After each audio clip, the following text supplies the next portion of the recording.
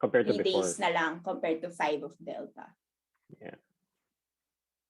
Yeah, the first train was longer, parang 7. It's getting shorter now.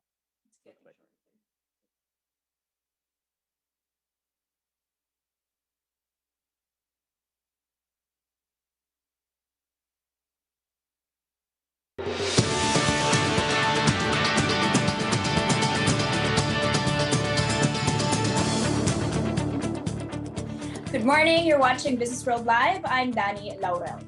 And I'm Jess De Los Santos. Here are the biggest stories to kickstart this trading day, Thursday. The country's COVID-19 caseload continues to shoot up with over 10,000 more individuals contracting the virus. Experts at Octa say that number may climb further to up to 16,000 later today. With inflation cooling to a 12-month low in December, the BSP expects CPI to ease near the midpoint. That's at 2 to 4% target for this year. Damage to agriculture wrought by Typhoon Odette climbs to more than 10 billion pesos.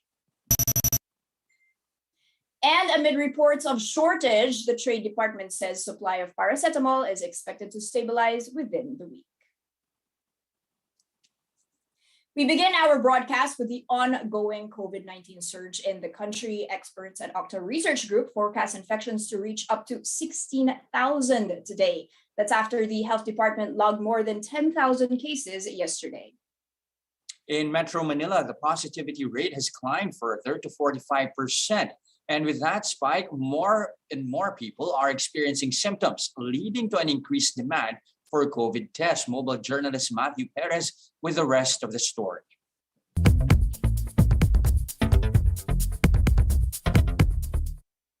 Post-holiday season, there has been an increase in those experiencing COVID-19 symptoms. Some self-medicate and isolate, while others decided to get tested. Long queues and dwindling supplies for paracetamol, however, have also been a problem for many. But experts say that self-medication isn't the best way to go. Kailangan natin magpa-test. With this, several LGUs have been offering free antigen swab tests, just like in District 1 in Quezon City. The service is available even for non-residents. Based on the district's numbers, over 100 people have themselves tested per day. Marami nagpapasok po dahil unang-una may mga simptomas po yung mga nagre-report po sa atin. Pangalawa, may mga close contact po sila ng known positive patients. Here at the Amoranto Stadium, 60 people got tested on Wednesday. Close to half tested positive. According to Co, an RT-PCR test is no longer required once you test positive through the antigen test. You must also directly undergo quarantine. While for those who tested negative but are showing symptoms, they must undergo an RT-PCR test again. Some hospitals, like the Chinese General Hospital, are offering RT-PCR tests. But like other hospitals, they're also seeing long lines waiting to avail of this service. Because of this, CGH has set a cutoff of 300 people a day for those who are using their PhilHealth insurance. As for those willing to pay around 3,000 pesos, the service is available 24/7. This is mobile journalist Matthew Perez, and we are One News. Meanwhile, BSP Governor Ben Jokno is expecting inflation to ease near the midpoint of the 2 to 4% target for this year and 2023. That's after December inflation eased to its lowest in 12 months. That's to the tune of 3.6% from 4.2% in November. Moving forward, the BSP says it is ready to maintain its accommodative policy stance to support the economy's recovery. That's while it guards against emerging risks to its price and financial stability objectives.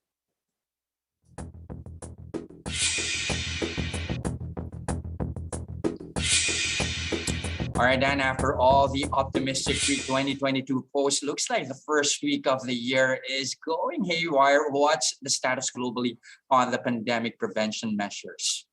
Okay, haywire, it's not gonna cut it, Jess. It is crazy. But of course, apart from the serious issues at hand, a lot of the fun, which had colored the holidays, are now dissipating. You've got the Grammys, for instance, postponed another year. Universities like Yale and Princeton said they would limit student travel. Italy now made vaccination compulsory for anyone above 50. Rio de Janeiro canceling the carnival. You've got Hong Kong banning flights from the US, the UK, the Philippines, among others, shutting down bars and restaurants. And, as you already reported, in the Philippines, 1 in 3 persons checked for COVID-19 testing positive. So it is pretty crazy. And let's take a look at our, open here. When we look at Asia, it has been quite wobbly. You can see it just a sea of red in my terminal. I mean, it's really difficult to just say which one is doing worse than the other, but that's just how you see the sentiment. And when you take a look at our own index, after that, I wouldn't say exciting rally yesterday. That was also because we were closed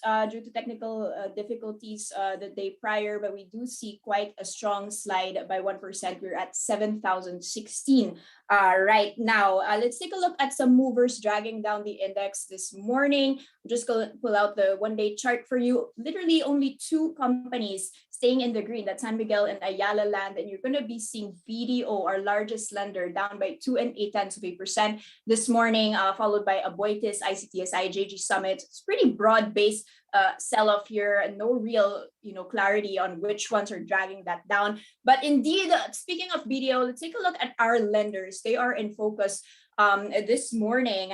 This as the exposure of our lenders to the real estate industry has actually fallen. So they've seen a decline in that industry at the end of the third quarter. That's around September 2021. This is based on data from the BSP. That's now 22.18% exposure of the banks to the property sector. Now, recall that the central bank had actually capped that to 25% during the pandemic. And that's actually inched down from the record 22.2% exposure of the banks to this property space. Although Union Bank's chief economist Carlos Asuncion has said this is not much of a concern. But one thing that might be concerning, Jess, is the gross non-performing real estate loans that has hit 123 billion pesos. That's up 32% year on year. Quick check on the property index here. That is down at 0.7% this morning.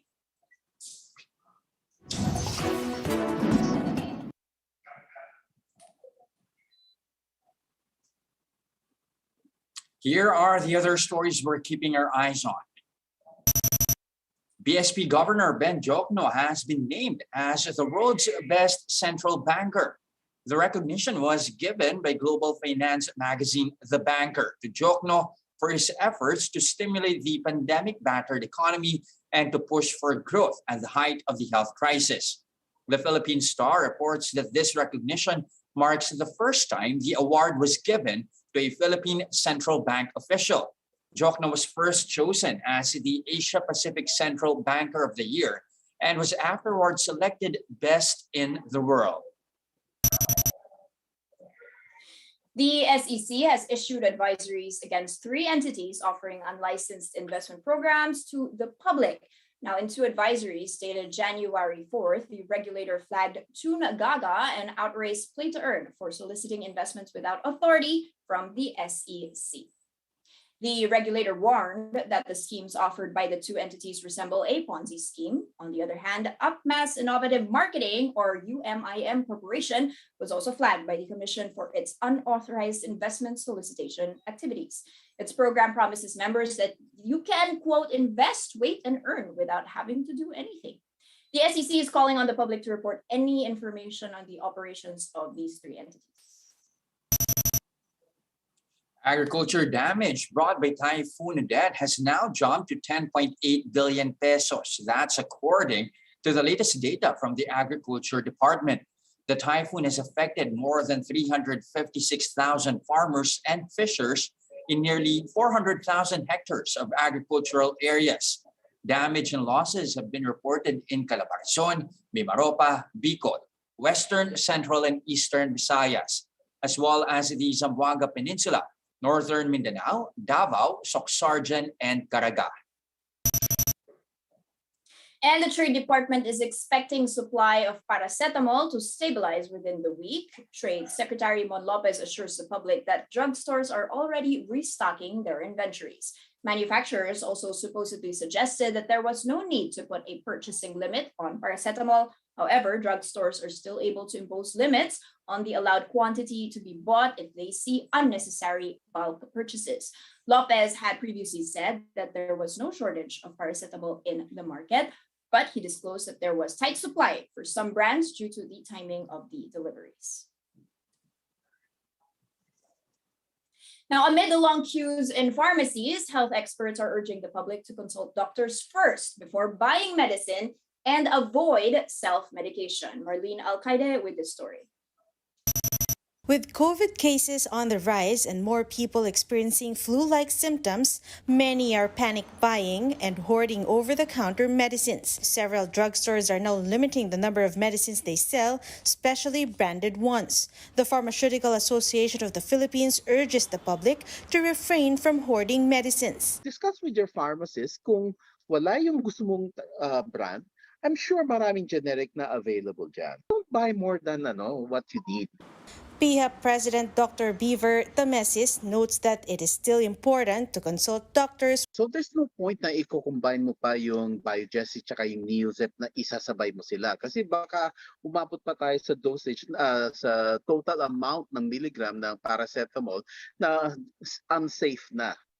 It is also important to avoid taking medicines with antihistamine when doing activities that require focus, as this can make you feel drowsy. Really shouldn't be operating heavy machinery. Dapat hindi nagmamaneho. Tamesis also urges the public to inspect the packaging of medicines bought to ensure that it is not fake.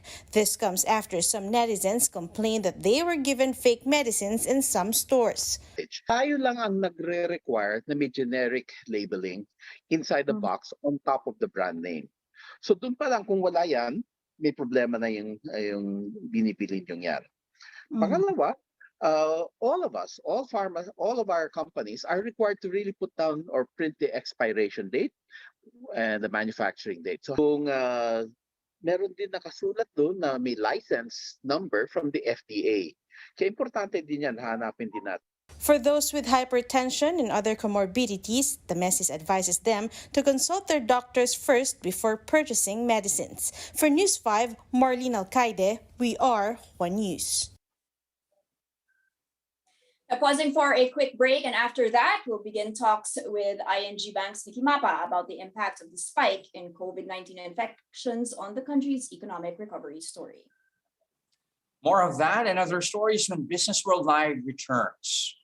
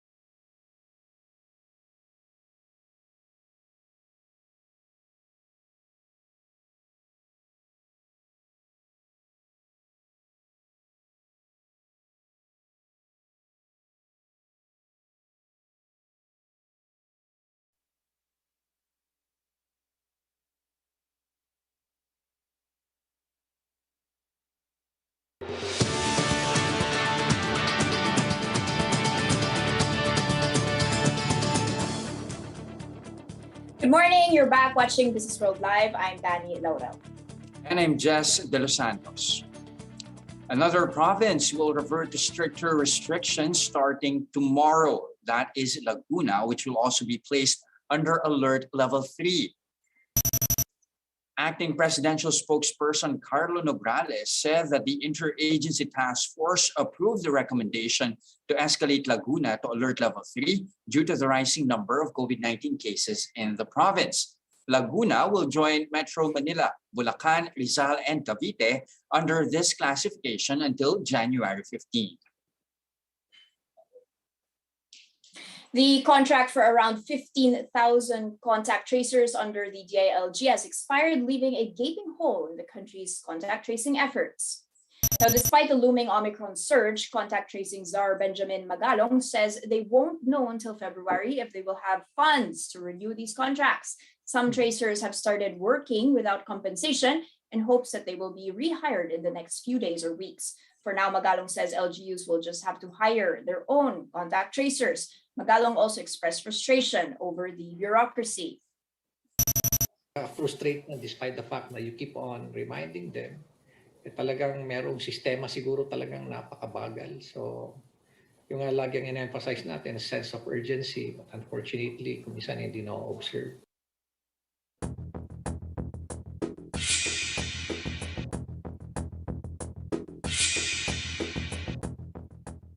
Well, it's deja vu all over again as Metro Manila and nearby provinces revert to stricter mobility curbs under Alert Level 3.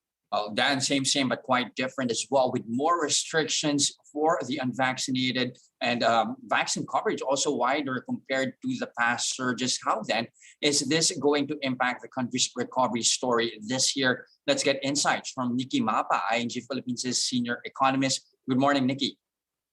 Good morning, everyone, and thanks for having me on the show.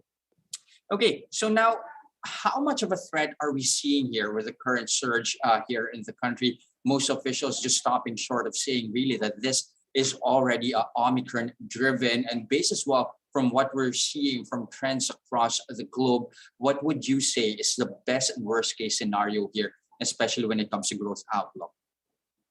Well, I think from previous experiences, we saw what happened with the Delta wave. We've shown that as long as you keep the economy open to some extent, if you let the economy operate, we can still expect some form of decent and healthy growth from the Philippine economy. People will still want to go out, of course, with precautions as well as minimum health protocols. But I guess the worst case scenario would be we would have to revert to some form of tight lockdown. Of course, we thought these would be things of the past, but as Danny said, it's deja vu. And if we do have to revert to lockdowns, that would definitely take some wind out of the sails of this recent recovery that we're seeing. Best case scenario is that we stay disciplined. We're able to nip this uptick in the bud, flatten that curve once again, make sure that our healthcare system isn't overburdened, and then we can continue to operate with the least amount of restrictions to let the economy just run, continue to operate, and we'll do quite well. So I guess my current forecast is about 5.3%. It's a little on the low side. Worst case scenario is that we fall all the way down to about 4.8% if we have to revert to these lockdowns. But we've shown that we could do it in the past. So I guess just mask up everyone and then just do everything we can to help ensure that the economy can run while simultaneously ensuring health and safety of everyone in the Philippines. Okay, now given those projections as well, at the same time, you now have the Octa Research Group at least projecting that cases would be before month's end and then eventually tapering off by February. How do you see that at least affecting our possible return to pre-pandemic growth? Oh yeah, currently as the pace we're going, we will revert to 2019 or pre-COVID levels of GDP by the end of this year. If we do have to revert to some form of lockdown, that would, of course, maybe delay it maybe just a couple of months. However, if I think we stay the course, we can revert to 2019 levels of GDP by fourth quarter of this year. One thing I would like to highlight is that cases are on the uptrend. I think people will react to this. The biggest threat that Omicron could probably inflict, or the initial impact it could have, would be on sentiment and outlook for both consumers and businesses. If you look at the business expectation survey of the BSP as well as the consumer expectation survey of the BSP, both of those had shown quite stark improvement in the last reading. Omicron might throw some cold water on that, and of course people will pull back on spending.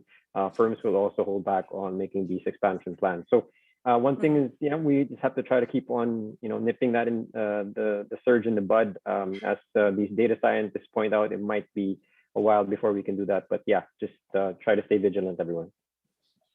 What does the fourth quarter tell you? And what's your expectation on how we fared in the fourth quarter? They're saying, we must have hit 7%, but is that really even real growth? Is that better than you were expecting? And how does that color our story when it comes to, consumption when things are agile, when things are reopened? How fast are we able to actually get back, our losses?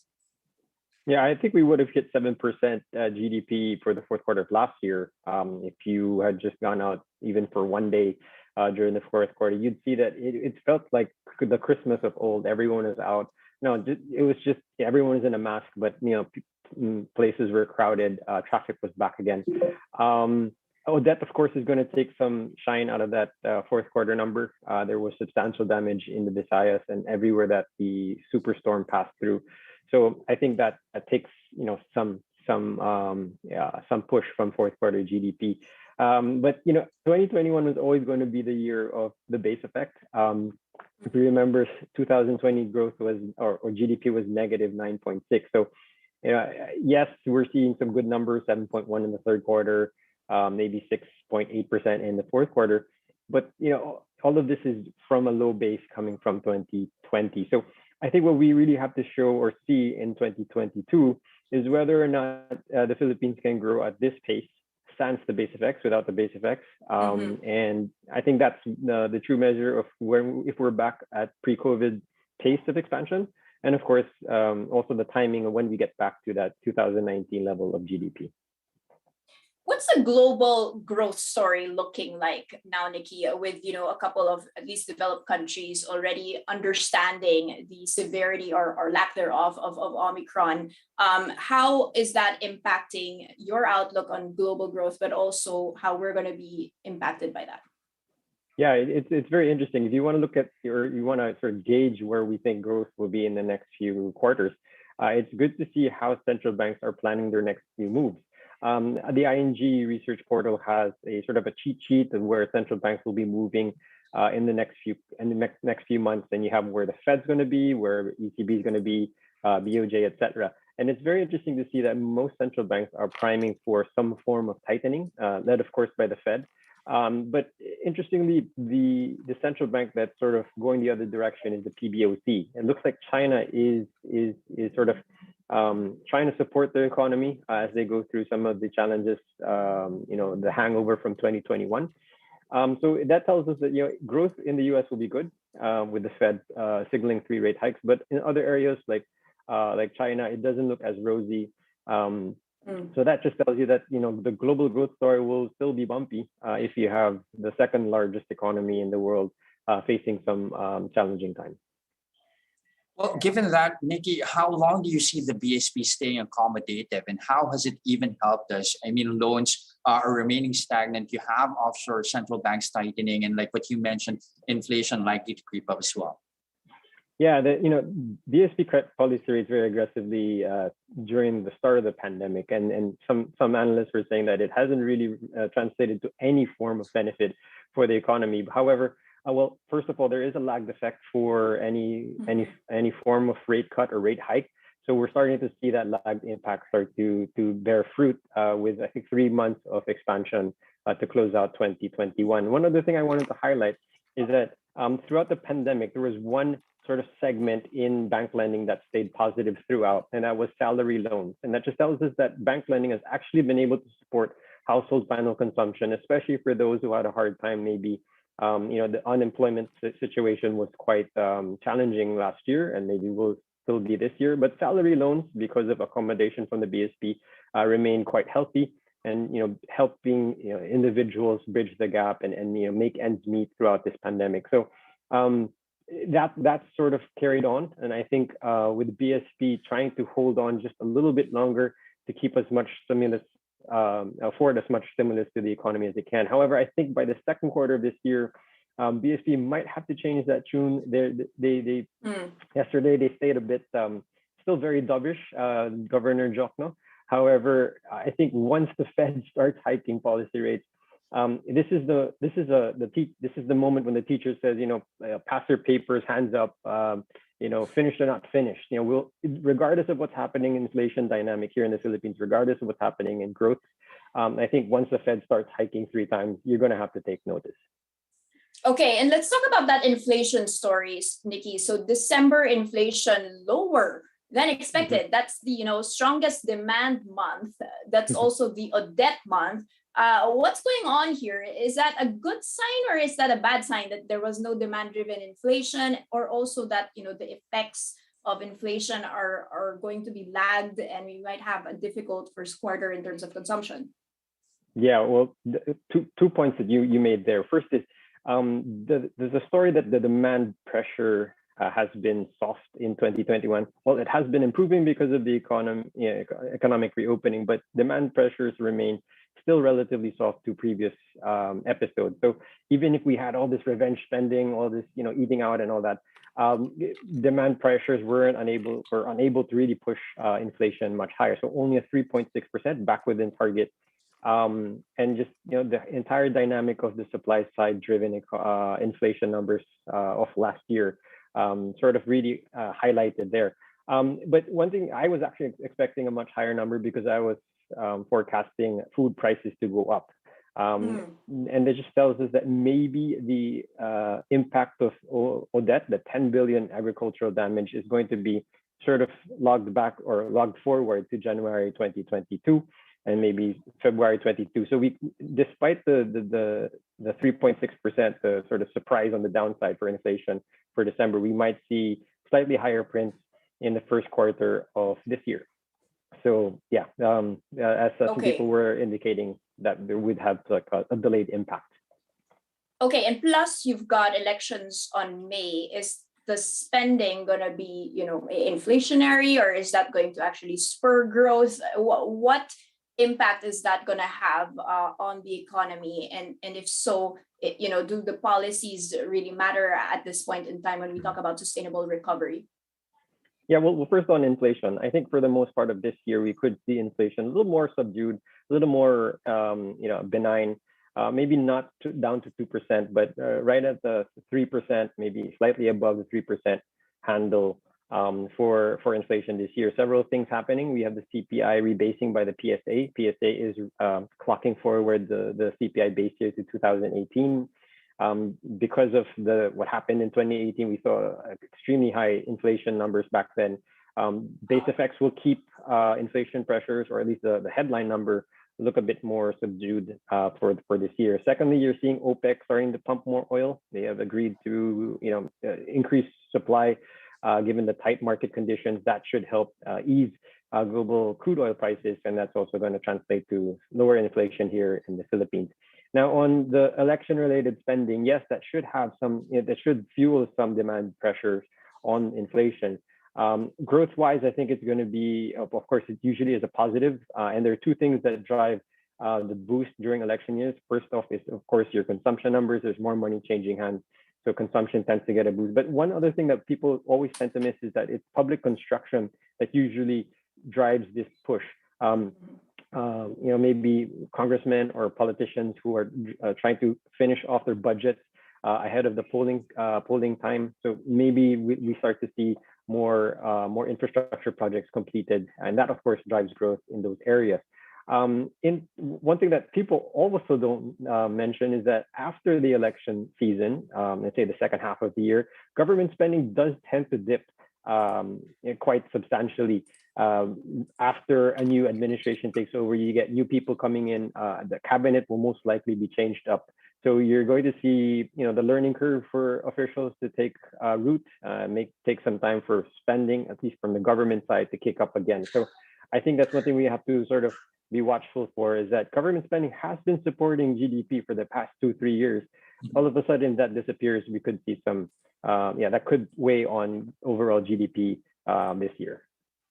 Okay, Nikki, talking about public spending here, the 5 trillion peso budget for next year has finally been approved by the president. Do we even have enough in our arsenal to actually fund that? And how different will spending be this year? Yeah, well, I think one thing we also have to look at, on top of all the budget and the spending that the government has on their plate, one thing we have to sort of focus on is the fact that our debt to GDP ratio is still above 60%. So this tells me that, the government not likely to go, all in and continue to spend like it did in previous years, for the mere fact that if you keep this number, the debt to GDP ratio above 60%, you're opening yourself up to a potential ratings action from any of the big three. If you remember last year, Fitch slapped a negative outlook on the Philippines in June. This, of course, is tied to the fact that your debt to GDP ratio is still above 60%. And ratings agencies usually do this. They slap on a negative outlook. They give you a year to sort of work your stuff out.